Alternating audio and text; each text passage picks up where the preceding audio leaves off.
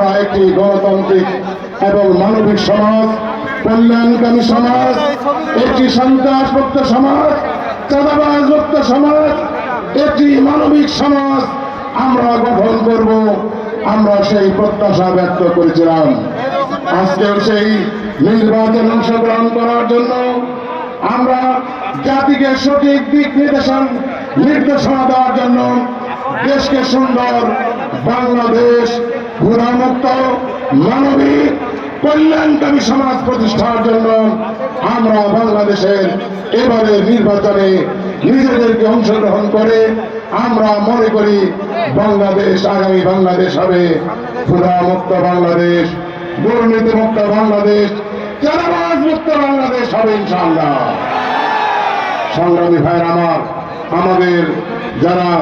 আমাদের যাদের সাথে এক সময় আমরা জোটবদ্ধ আন্দোলন করেছিলাম, আজকে আমাদেরকে বিভিন্ন ভাবে হেনস্থা করে বিভিন্ন অভিহিত করে আমাদেরকে তারা দেশকে সন্ত্রাসী আবার এক অস্থিতিশীল করার জন্য আমাদেরকে বিভিন্নভাবে হেনস্থা করার চেষ্টা করছে। ভোটের জন্য যখন বাংলাদেশ জামায়াতে ইসলামী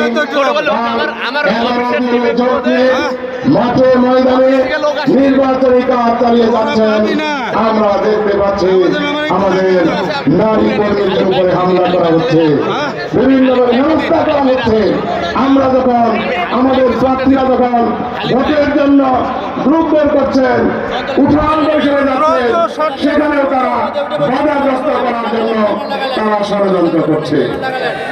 আমরা মনে করি বাংলাদেশের মানুষ চাঁদাবাজদের যখন ভোট দেবে না সিদ্ধান্ত নিয়েছে, সন্ত্রাসীদেরকে ভোট দেবে না সিদ্ধান্ত নিয়েছে। আমরা এই অবস্থার মধ্যে 4টা-5টা বিশ্ববিদ্যালয়ে নির্বাচন হয়েছে, ভূমিধস বিজয়ের মাধ্যমে এদেশের মানুষ জামাত শিবিরকে বেছে নিয়েছে। আগামীতে যে নির্বাচন হবে সেই নির্বাচনও একটা ভূমিধস বিজয়ের মাধ্যমে একটা বড় বিজয় অর্জিত হবে। এই ভয়ে জামাত নেতৃবৃন্দের উপরে বিভিন্নভাবে সন্ত্রাস চালানো হয়, বিভিন্নভাবে বাধাগ্রস্ত করা হয়, নির্বাচনী কাজে বাধাগ্রস্ত করা হয়। আমরা রিটার্নিং অফিসার থেকে শুরু করে